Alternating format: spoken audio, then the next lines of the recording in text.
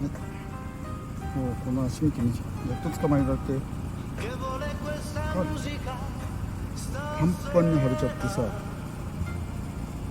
なあ不便だな痛くてな。今取ってあげます。はい、ちょっと待ってね。はい、この鳩もね絡んでます。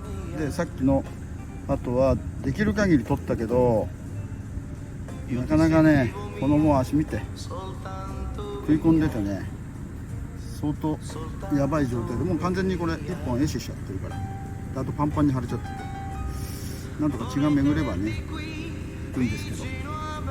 両足ひどかったもんな。両方だからな。こっちの足もひどいからもう壊死しちゃって、ナイロンぐるぐる巻きでしておおなで今ほら回復してやるいけよしよしはい行きました。まあ、毎度ね言ってますけど釣り人の皆さん釣り糸を釣り場に放置しないでくださいね。糸湖は特にね鳩がもう釣り場に来るんですよ。小松のね配合餌の残りカスを食いに来るもんでどうしても鳩がね、釣り場に来るっていうのを防げないんでね。ですから、まあ、これ以上傷つけないために釣り糸は必ず持ち帰る。もちろんゴミも持ち帰る。お願いします。